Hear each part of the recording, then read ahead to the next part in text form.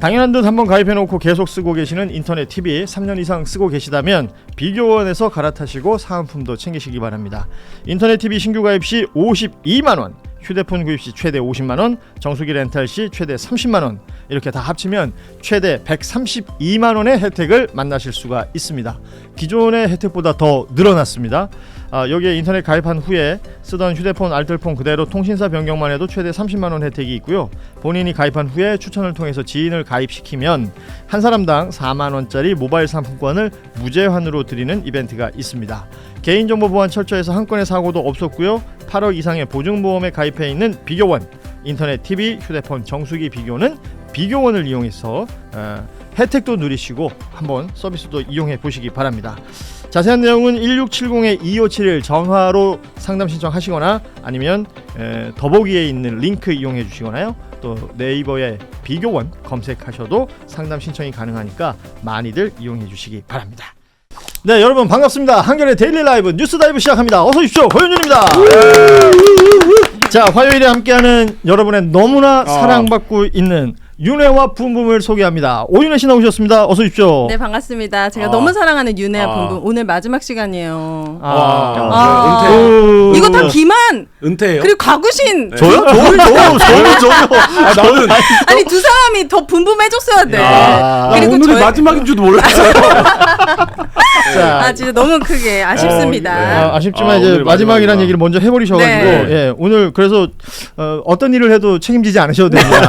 오늘 방송 굉장히 기대가 되고요. 네. 자, 붐붐 소개해드리죠. 한겨레 21 김한 기자 나오셨습니다. 붐이에요. 예. 좋습니다. 오마이뉴스 과구신 기자 함께합니다. 어서 오십시오. 네, 안녕하십니까. 마지막 붐입니다. 마지막 붐. 마지막 붐. 라스트 붐. 늘 이 마지막이라는 단어는 좀 쓸쓸해요. 네. 맞아요.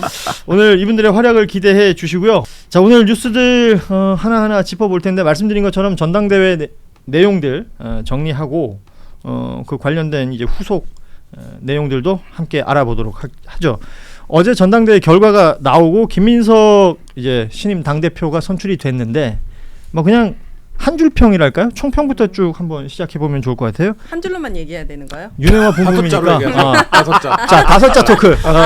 다섯 자로. 5개로 네. 드디어 끝남.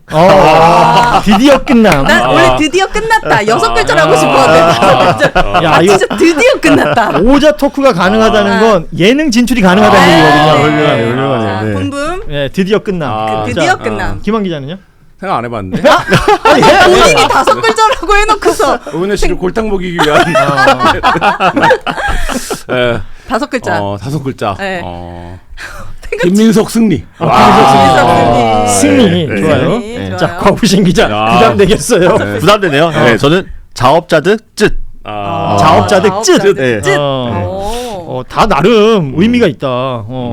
일단 드디어 끝남.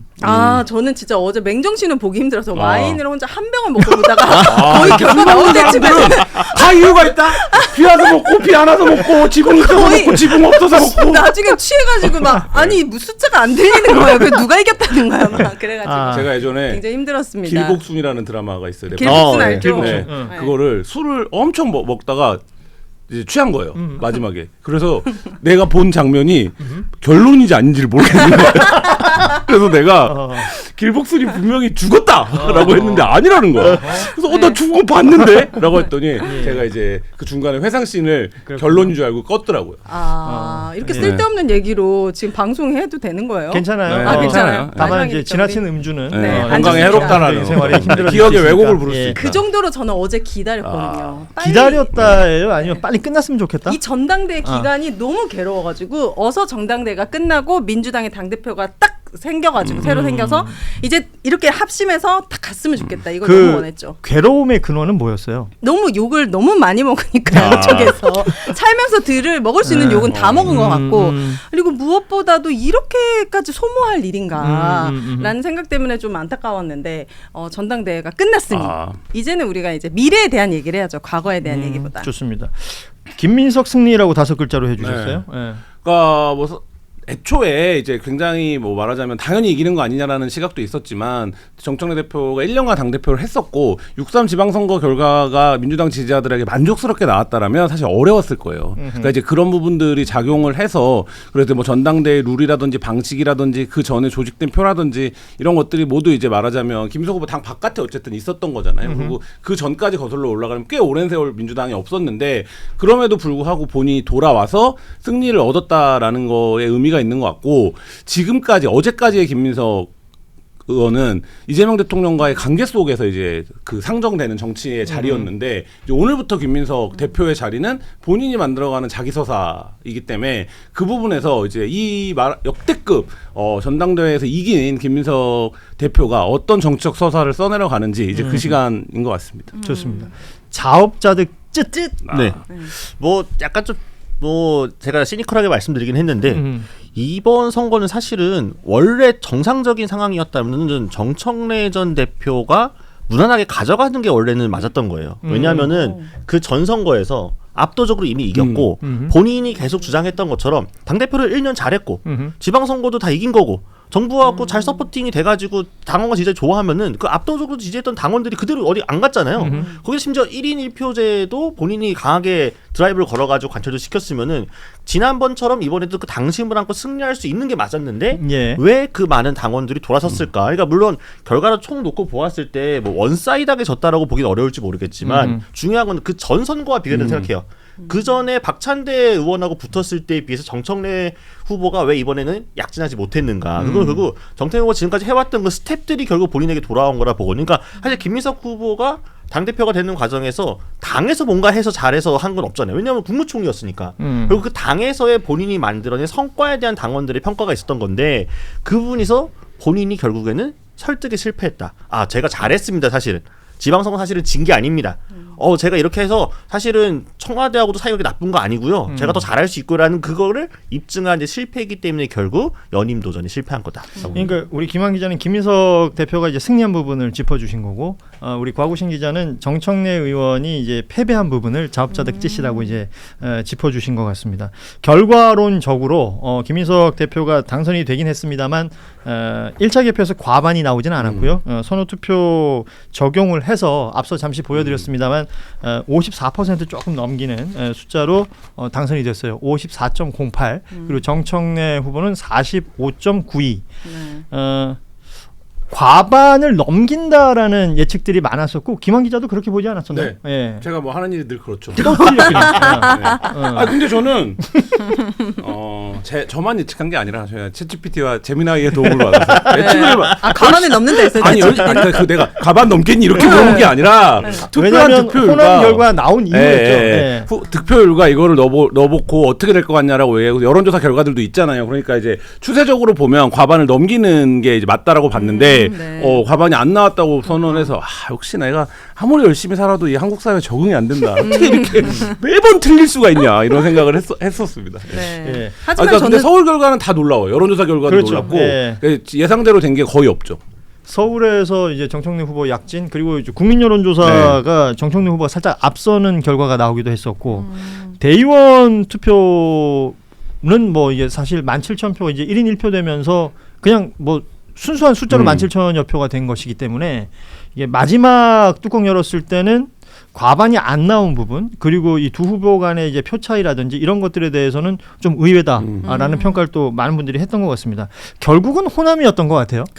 진짜 그런 댓글 있었어요. 나라는 호남을 버린 적이 있지만 전두환 같은. 하지만 호남은 나라를 버린 적이 없다. 결국 호남이 나라를 또 구했다. 제가 이거 호남 발표할 때 담양에 있었거든요. 또 호남에. 진짜 여기저기 다니네요. 그래서 뭔가 담양 이 시장을 가는데 모든 한 분 한 분 거의 한 80세 다 이상이신데도 뭔가 너무 감사하고 더 고맙고 더 그 기쁨이 컸었던 것 같아요. 그래요. 그날 저녁에.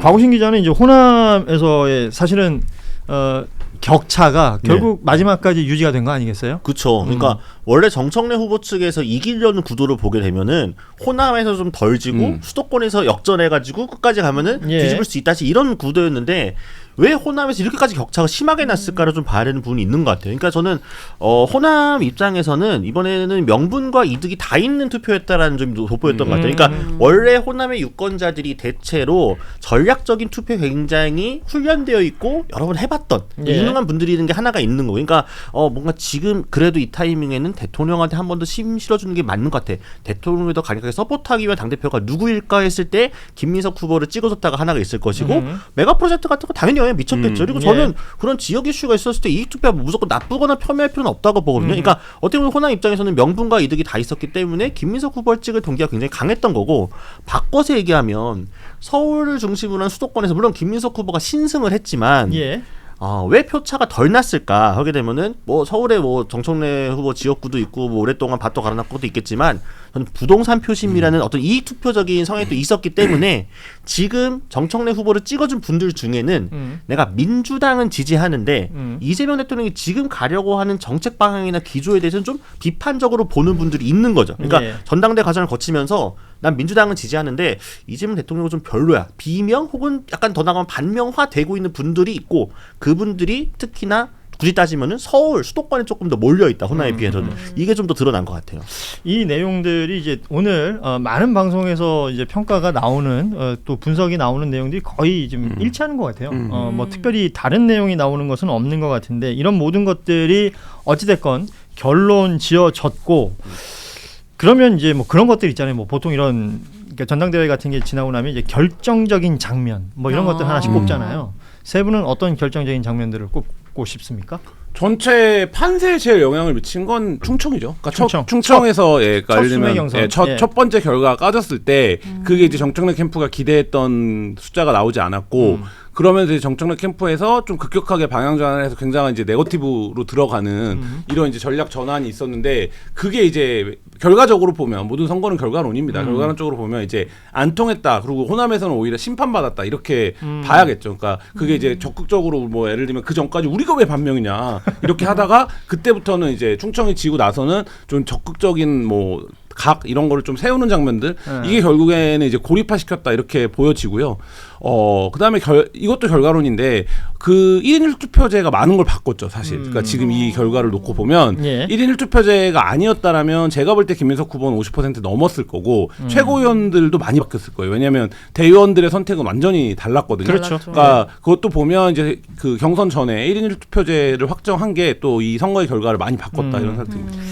저는 가장 기억에 남는 게 사실 송영길 후보님의 연설과 그리고 토론회 진짜 막 양파 그렇게 눈물 안 나. 아무튼 그런데 국정과제 1호를 정청래 전 당대표가 몰랐다는 사실이 저는 되게 결정적이었던 것 같아요. 토론회에서의 장면. 네, 그분이 1년 동안 무엇을 했는가를 그냥 전형적으로 보여주고, 다음 토론 때는 그럼 국정과제 50호가 뭐냐 갑자기 이런 질문을 하면서 약간. 근데 오인혜 씨의 분석이 맞는데, 오인혜 씨의 저 분석이 맞으면 사실 여론조사가 이렇게 나오면 안 되거든요. 그러니까 예를 들면 그게 결정적인 장면이었다라고 하면 여론조사에서 정청래 후보가 많이 빠져야 돼요. 영향을 받았어야 되거든요. 근데 이제 여론조사 결과가 그렇게 안 나오니까 분석하는 사람들이나 기사 쓰는 사람들이 약간 이 여론조사가 뭐냐, 왜 결과, 왜냐하면 그리고 이 여론조사에서 심지어 이성윤 후보가 1위가 나왔는데 그건 한 번도 그 추세가 없었거든요. 맞아요. 그럼 이제 그거는 또 뭐냐, 이런 분석해 주세요. 도대체 여론조사를 응답한 사람들이 어떤 심리로 인해서 1위가 이성윤 후보가 됐는지. 그 최고위원 투표는 1인 2표라는 게 여기 함정이 있는 것 같아요. 그러니까 이성윤 후보를 1순위로 찍지 않더라도 뭐 예를 들어 최민희 이성윤, 뭐 한민수 이성윤. 그렇죠. 이게 약간의 이제 교집합처럼 이성윤 후보 이름이 계속 있었으면 이렇게 확 올라갈 수 있는 건데 그렇게 나왔다라고 보는 게 맞지 않을까요? 그러니까 두 가지가 다 있다라고 봐요. 그러니까 팀 정청래라고 불리는 이제 분들이 캠페인을 굉장히 조직적으로 잘한 거죠. 그래서 어쨌든 최민희 후보는 당선권에 있으니 여기서는 한민수, 이성윤으로 표를 몰자라고 해서 득표율을 보면 한민수 의원이랑 이성윤 의원이 18.49%를 1위고 한민수 의원이 17.24%예요. 거의 붙어버렸어요. 그리고 최민희 의원이 17.88이에요. 보통 이 세 명이 다른 데서는 최민희 의원이 제일 앞서고 그 다음에 이제 순서대로 나오는 순위였는데, 이거를 역전시켜버렸다라는 거는 그쪽을 찍어야 어쨌든 파이는 정해져 있었던 거 아닙니까? 그쪽을 찍었던 파이들이 굉장히 효율적으로 움직였다. 이거가 이제 기본인데, 그럼에도 불구하고 국민 여론조사는 어떤 방식으로 하고 랜덤이어서 그게 이렇게까지 작동하기는 어려워야 되지 않나라는 이제 생각이 드는데, 사실 이제 그런 부분들에서 그러면 이성윤 후보가 특별히 서울 수도권에서 아니면 전국 단위로 더 지지를 받을 무엇이 있냐 뭐 이거를 보면 결국에는 뭐 보안수사권이라든지 이런 민주당의 팀 정청래가 했던 개혁 개발에 영향이 있었다 이런 게 이제 결과론적인 분석인데 만약에 그렇다라고 하면 그 전에 여론조사에서도 그 추세는 나타났어야 되거든요. 근데 이제 그렇지 않다라는 점에서 놓고 보면 여론조사 결과 자체는 굉장히 이례적이긴 하죠. 그러니까 저는 그 김민석 후보랑 정청래 후보가 이번 쭉 대결을 하면서 정청래 후보 측에서 계속 얘기했던 게 김민석 후보 측의 조직을 바람으로 막아주십시오, 바람으로 이기게 해주십시오라고 얘기했는데 저는 제가 봤을 때는 사실은 그 바람과 조직이 반대였던 것 같아요. 오히려 더 조직화돼 있던 거는 정청래 후보 측 지지층이 아니었던 거니까 처음부터 최고위원 선거 같은 경우 딱 3명에서 3명만 밀어넣어서 이 선출직 최고위원 5명 뽑는 것에 과반을 하겠다라는 목표를 딱 그렇죠. 세워놓고 예. 그걸 쭉 해서 결국 관철을 시켰잖아요. 그러니까 이분들이 오히려 그러니까 예를 들면 이번 여론조사 가지고 이 말들이 많이 나오는데 뭐 예를 들면 왜 070이었냐 부터 시작을 해가지고 여러 가지 있잖아요. 그러니까 처음에 이 나눠 생일 같은 걸 나눠 찍어서 하는 것도 그렇고 이후에 이제 표 안배하는 것도 그렇고 정청래 후보 지지층이 총 숫자에서는 약간 김민석 후보 지지층이 밀렸을지 모르겠지만 그분이 훨씬 더 체계적으로 딱딱 맞춰갖고 된 거고 여론조사 준비가 돼 있던 거죠. 그러니까 보통 그러니까 응집돼 있었던 것이다. 지역 경선 같은 것도 보게 되면은 미리 조직해가지고 여론조사 받을 준비가 되어 있는 쪽들이 그런 잘 나오게 되잖아요. 딱 시간대 뜨면 어느 시간대 온다더라. 미리 받을 준비 항상 하고 있어라. 몇 번으로 뜨면 무조건 받아라. 이런 것도 하니까 그런 것들 사실은 모든 지정이 다 돌리는데 거기에 훨씬 더 체계적으로 잘 작동해서 응답하는 쪽이 정청래 후보 측이었다라고 보면 될 것 같습니다. 그러니까요. 상식적으로 권리당원 투표 같은 경우는 전략 투표가 가능하잖아요. 근데 상식적으로 국민 여론조사는 역선택 방지 뭐 이런 것도 있고 그렇죠. 그냥 불특정 다수한테 전화하는 건데 갑자기 이성현 후보가 1위를 딱 찍어버리니까 이거 뭐지? 좀 놀라긴 했어요. 그러니까 그게 그래서 놀라운 이 팀 결과였죠. 이 여론조사에서 이 3명 최고위원 팀 정청래 최고위원의 표를 합치면 정청래 후보보다 높아요. 그렇습니다. 그러니까 네. 그게 굉장히 이례적인 지금 한 3% 이상 높거든요. 그러니까 예를 들면 김민석을 찍은 사람 중에도 최고위원은 여기를 찍은 사람이 있다라고 설명해야 되는 건데 아니면 송영기를 찍은 사람 중에 여기가 있다고 설명하든가 뭐 그래야 되는 거니까 굉장히 이 최고위원 선거에서의 캠페인을 뭐 잘한 거라고 봐야겠죠 결과적으로. 예. 결과적으로 이것도 선거고 투표기 때문에 네, 맞아요. 무언가 훈련돼 있는 느낌.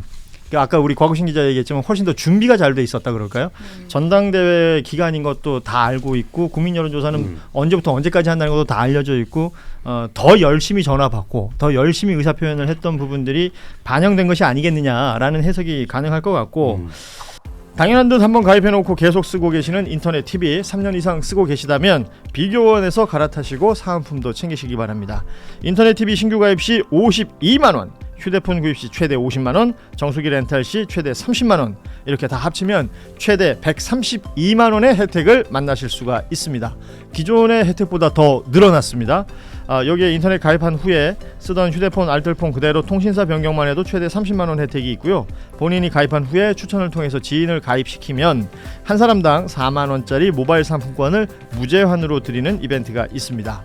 개인정보 보안 철저해서 한 건의 사고도 없었고요. 8억 이상의 보증보험에 가입해 있는 비교원, 인터넷 TV, 휴대폰 정수기 비교는 비교원을 이용해서 혜택도 누리시고 한번 서비스도 이용해 보시기 바랍니다.